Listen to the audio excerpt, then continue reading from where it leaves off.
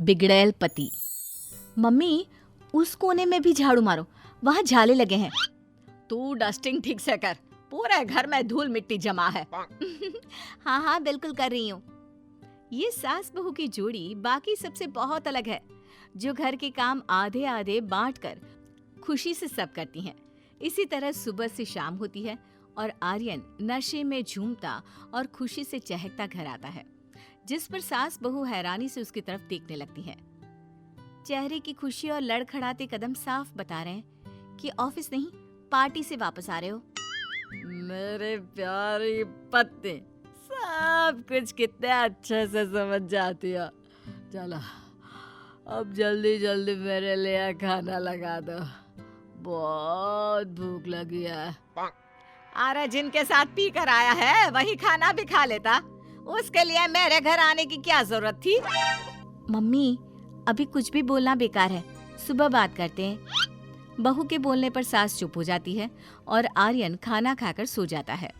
अगली सुबह जैसे ही आर्यन उठकर कमरे से बाहर निकलता है तो माँ और बीवी बैठी उसका इंतजार कर रही होती है।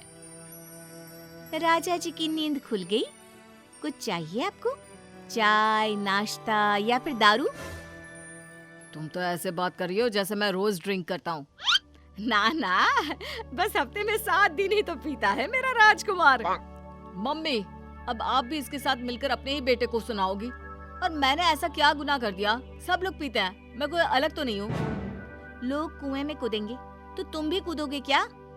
मतलब तुम्हारे अंदर थोड़ी भी परिवार, जिम्मेदारी जैसी चीज बची है या नहीं? या बस रोज गलती करके अगले दिन सफाई देने की आदत पड़ गई है? सफाई? अरे बहू, हमें आज सफाई करनी है। नहीं मम्मी, आज हमें नहीं, आर्यन को सफाई करनी है। घर के साथ गार्डन भी साफ करना। सफाई का नाम सुनते ही आर्यन के पसीने छूट जाते हैं और वो घर से निकलने के बहाने बनाने लगता है। लेकिन अनन्या सब कोशिश फेल कर देती है और आखिर में आर्यन को सफाई करनी पड़ती है, जिससे परेशान होकर अगले दिन वो अनन्या और माँ को पता लगने से पहले ही घर से बाहर निकल जाता है। आर्यन कहाँ है? सुबह से दिखाई नहीं दिया।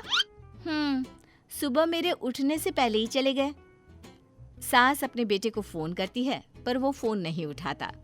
दिन बीतता है जिसमें अनन्या जाने कितनी बार पति को फोन करती है, लेकिन वो एक बार भी फोन नहीं उठाता। इसी तरह दिन बीतने लगते हैं, जिसमें आर्यन सबके सोने के बाद घर वापस आता और उनके उठने से पहले ही बाहर निकल जाता। बहुत दिनों के बाद एक दिन आर्यन शाम जल्दी घर वापस आता है। क्या बात है, आजकल सास बहू की जोड़ी मुझे एक ताना भी नहीं सुनाती। क्योंकि हमें पता है कि गधे को कितना भी ज्ञान दो, करनी उसे फिर भी गधा मजदूरी ही है ना।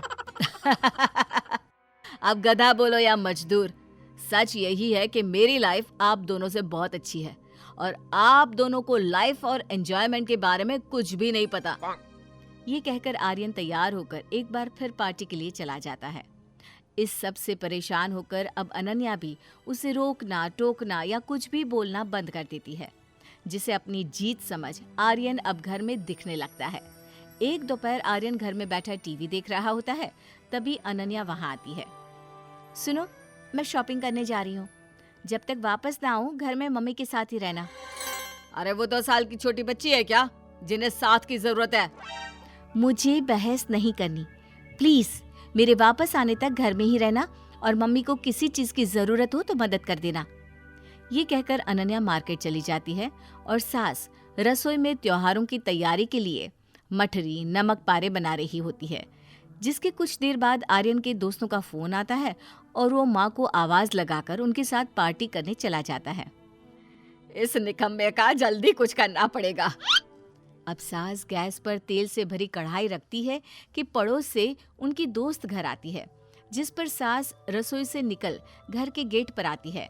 दोनों वहीं खड़ी होकर बातें करने लगती है, जिस बीच सास रसोई में रखे तेल के बारे में भूल जाती है। 1 घंटा बीत जाता है और अनन्या शॉपिंग से घर वापस आती है। मम्मी, आंटी, आप दोनों यहाँ क्यों खड़ी हो? घर में बैठकर बातें कर लो ना। उन दोनों को लेकर जैसे ही अनन्या घर के अंदर आती है तो उसे वहां अजीब सी बदबू आती है। जैसे ही वो रसोई की तरफ जाती है तो वहां आग लगी देखकर घबराकर चिल्लाने लगती है। आवाज सुनकर सास और उसकी दोस्त भी वहाँ आती है। अरे ये आग कैसे लग गई? आंटी आप प्लीज फायर ब्रिगेड को फोन कीजिए। मम्मी घर के सब खिड़की दरवाजे खोल दीजिए। अब अनन्या पानी की बाल्टी भर आग बुझाने की कोशिश में लग जाती है। कुछ देर बाद फायर ब्रिगेड भी वहां पहुंच जाती है।